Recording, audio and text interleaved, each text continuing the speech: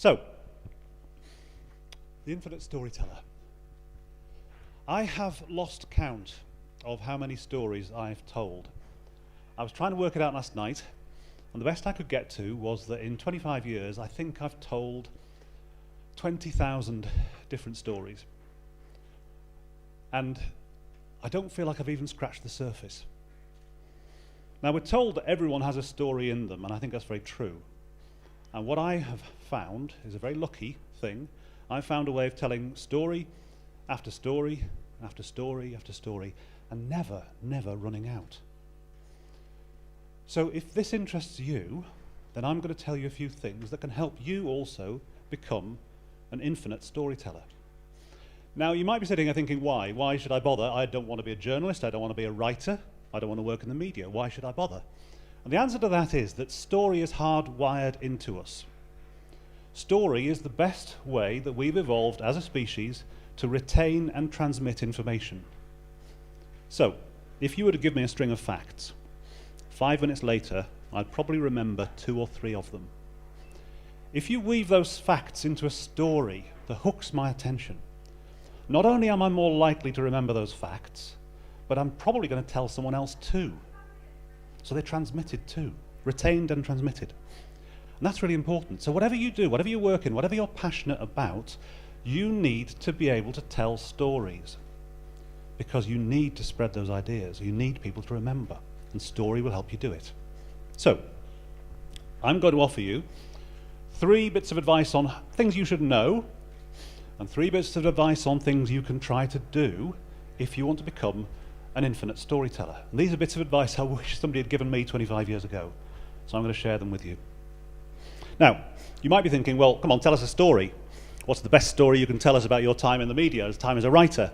And I could tell you about politicians or celebrities or music, sports stars who I've met. I could tell you a story about a girl band and a giant whoopee cushion. I'll tell you that later. What I'm going to tell you first is a story about technology, including these things. Now, hands up anyone who's actually used a floppy disk. More of you than I thought. Wow. For me, these were life and death, because all my stories, when I started as a journalist, writing for magazines and newspapers, had to be stored on these, and then I had to cycle into Manchester, to an office not far from here, where in return for writing free book reviews for their magazine, they'd let me use their printer, and more importantly, their fax machine. So I could fax my articles down to London. Really important. When I started working in radio, this was what we used. It's 1/4-inch tape. And you record interviews, and then when you came to edit them, you rolled those reels backwards and forwards so the tape moved across the head, listening for the beginning or the end of the word you wanted to edit. You got out a razor blade, and you sliced the tape, and then you pulled it through, listening for the next edit point, sliced again, and then you put the 2 halves back together with a piece of sticky tape, and you stuck it on, and then you listened to the edit you just made and hoped it worked, because if it didn't work, if you'd clipped the word, you had to unpick the sticky tape with the razor blade and slice again and stick again, and sometimes 4 or 5 times till you got the edit right, because I wasn't very good at this. It was a nightmare. When I started in television, my first shooting assignment was with a 3-man crew, and in those days they were always all men. There was a cameraman, sound recordist, and a Sparks, a lighting engineer. And we went out on a shoot, and we came back and sat in a dark room with an editor and 3 Betamax machines to edit the piece. So even to make 2 or 3 minute piece of video story took about 60 to 70,000 pounds worth of kit, and 3 or 4 trained operators, as well as me. In order to broadcast that story to an audience required either space on a satellite or a transmitter. You're running into millions. So not surprisingly, TV was 2 things. Highly risk averse, don't take risks with that much expense, and highly exclusive. Not many people got to tell stories. I was very lucky I was one of them. Then comes a bit of a revolution within the broadcast industry. Now, don't look at the handsome younger version of me. Look at the camera that I'm carrying. The camera I'm carrying there was about 1/4 of the weight of that one, and about 1/10 of the cost of that one. So for every one camera crew we sent out equipped with this, we could send out 10 video journalists equipped with these. Now what that meant, the economics revolutionized the storytelling because it meant you could take a chance on a story that might not come off if you're using a video journalist. Because if it didn't come off, you had 9 others in the wings. So you could take a chance. You could go out on patrol with armed police. You could go out with a fire and rescue service. You could go and spend a night with the homeless in Blackpool, just in case something happened, which you could never do with the old system because it was just too expensive. So you're thinking, come on, tell us a story of this. Tell us a story of your time doing television news.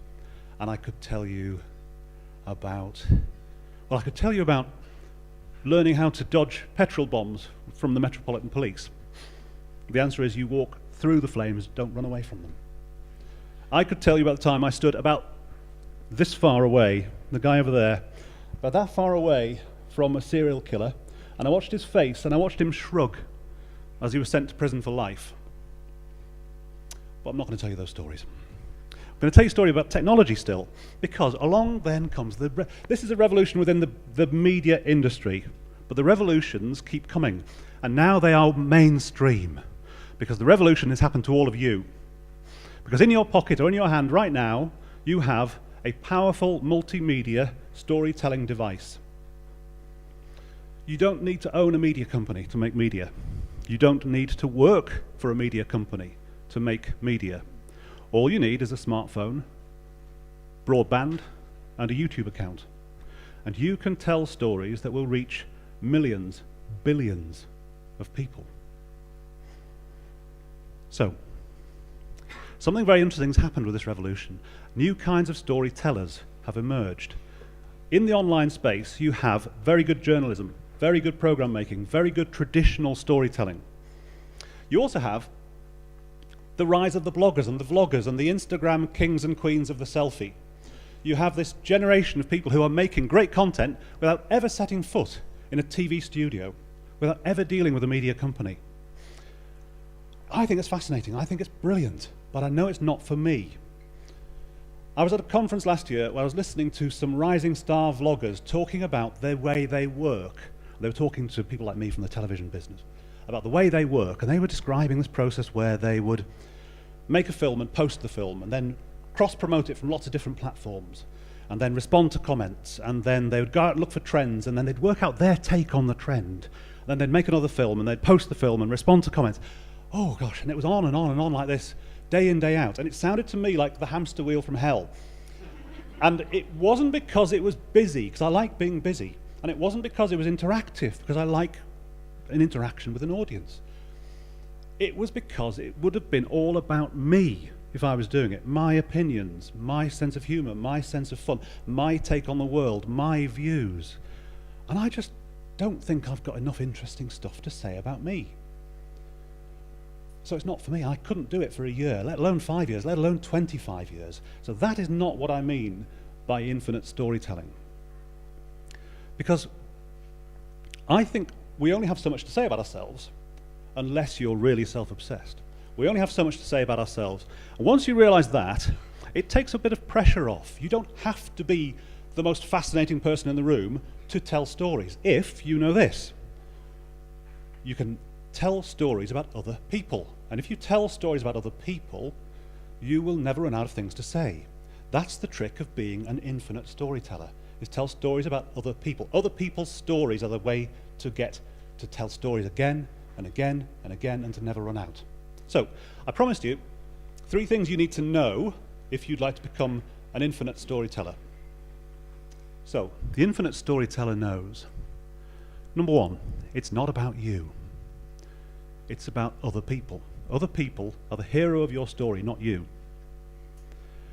I could have told you all kinds of stories about me as a journalist. Cops, criminals, celebrities, A-list to Z-list. What I want to tell you instead is a story about a young lad. About 4 years ago, I was working on a project for the BBC in Preston where we were retelling the Passion story, the Easter story. And we were retelling it set in Preston. And we needed about 3,000 extras to sing, to dance, to perform live in the centre of the city on Good Friday. And the local media covered this as a big event, because it was. And they asked a young lad, he must have been about 13. It's not the kind of thing 13-year-old boys do, really. So they asked him, well, why are you doing this? And this young lad said, I want to show my teachers that I can do something like this. Just because I'm in the bottom set for everything, it doesn't mean I can't do anything. It doesn't matter to me that 1 million people saw that program or that it won an award. What matters to me is that program made a young man feel proud of himself. That's what matters to me. So, if you want to tell great stories, remember, it's not about you, it's about other people. Second thing to know, be interested. If you want to be interesting, be interested. If you want to be fascinating, be fascinated. Walk around, not glued to your phone. Walk around with your head up, with your eyes open, with your ears open, with your mind open. People will surprise you if you let them. When they surprise you, you can surprise your audience in turn. So be interested. And finally, and this is the heart of what it takes to be a storyteller, you've got to hold the middle ground. When I say hold the middle ground, what I mean is this. On the one hand, you've got the subject of your story. For them, this story means the world. They are living it, breathing it. It's really, really important. Over there, you've got the audience, who don't know anything about it, and actually probably don't really care. And you're in the middle. You can get it wrong really, really easily. I got it wrong loads of times. If you lean too much towards the subject of the story, then you're boring the people over there with too much detail. If you lean too much towards the audience, you may be misrepresenting the subject to them. You may be oversimplifying it. When you get it wrong with the subject, I don't say if, I say when you get it wrong with the subject, they tell you straight away, that's not what I meant. That's not what I was trying to say. And it's awful. You feel really embarrassed. When you get it wrong with the audience, they don't tell you anything. They just stop watching or listening. Both are equally bad. So what I'm going to do is the 3 things I'm going to tell you now, these 3 tips, things you can try to do, will help you hold the middle ground in storytelling terms. The 3 things are this. Number 1, ask a stupid question. When I started out as a journalist, I used to research my interviews really thoroughly. And I used to make really long and detailed questions, really clever questions. And I'd ask this long and detailed question. And at the end of the question, the interviewee would say, yeah, that's right. And I'd go, yes! Result, I'm so clever.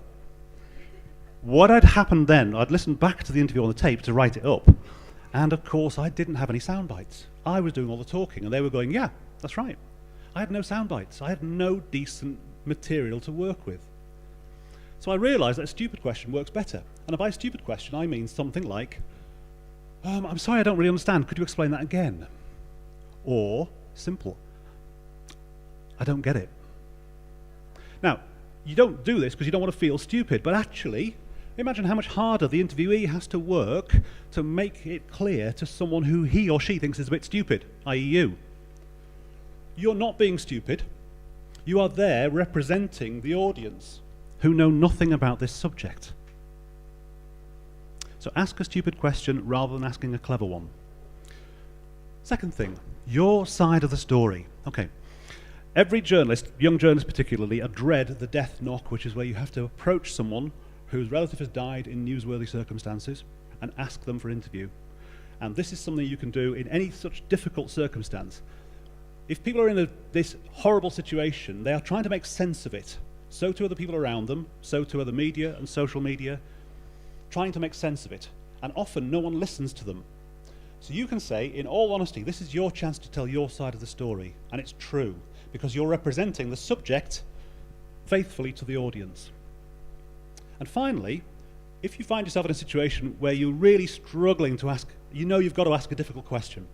So you've got to say, you know what, your teenage kids are running around really wild because you're a bad parent, isn't that right? But you're sitting in their front room drinking tea with them. You've developed a rapport. It's really hard to ask a horrible question. In that situation, blame the audience. Preface it by saying, people watching at home will be thinking, you're a really bad parent, aren't you? And it works. I'm not a horrible person. The audience, they're horrible. Now, it seems like a cop-out, but it's not, because what you're doing is you're actually representing the legitimate opinions of the audience back to the subject. And it'd be wrong not to. But it gets you off the hook. We're not all Jeremy Kyle. Some of us find that very hard to do. But rather than wriggling and squirming around and not really asking the question, blame the audience. So, there you have it. 3 things I said you need to know. It's not about you. Be interested and hold the middle ground.